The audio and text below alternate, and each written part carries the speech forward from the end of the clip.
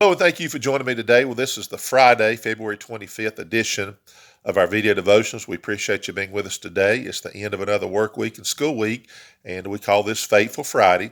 So God is truly faithful to us, and let's be faithful to Him, okay? Well, I'm going to jump into things early here today. And before we do, of course, thank you for all who watch the videos. We appreciate you very much.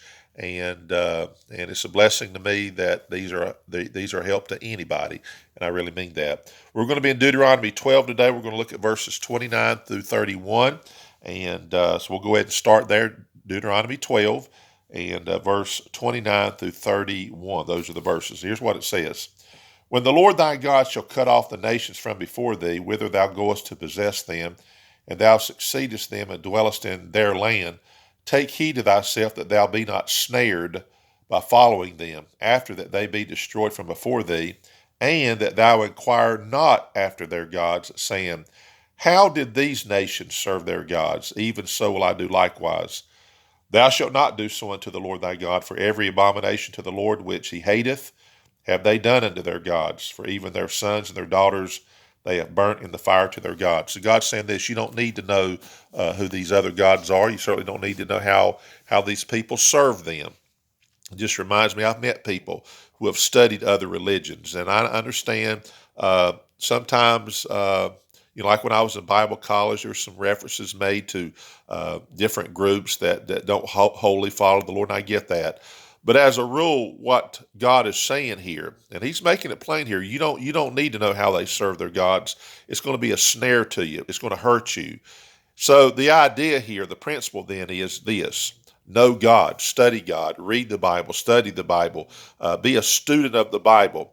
And then that way, whatever other side there is, whatever other religions of the world, whatever things that are false, then you know what? You know what's truth. You don't need to, it's not going to help you know the truth more by knowing false more. In other words, for you to say, well, that'll help me understand the truth better.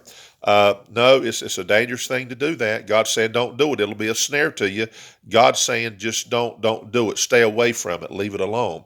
So the principle here then is you study the Bible. You go to a church that preaches the Bible, and you read the Bible. You study the Bible, do your own little studies, whatever that might be. You might say, well, I'm not a preacher. I don't need to do that. Well, it won't hurt you to do a little bit of referencing and studying the Bible. It won't hurt you a bit. It'll help you.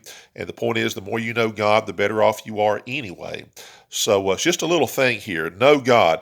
It's kind of like the old, I don't know if this is true or not. The principle of it is, but I don't know if this was actually done. But they say people that had to discover counterfeit money, they say the best way to determine a counterfeit bill is to study the original, study the genuine, and then you'll be able to spot all counterfeits. So instead of laying 100 different counterfeits down and saying, see the difference here, see the difference there, see the difference here, what you need to do is just take the original, look at it, study it, study it, study it, and then anything that will come up that's false, you'll be able to detect that pretty easily. So we're going to be in and out here pretty quick here today. We'll see you on Monday. And I do hope you have a great Friday, Saturday, first day of the week, Sunday. And that's why we say weekend and Sunday. So hopefully you can be at church. And this will be the last Sunday of February. And then we've got March. So, with March, we've got spring coming in. So until then, have a great day. And we'll see you on Monday.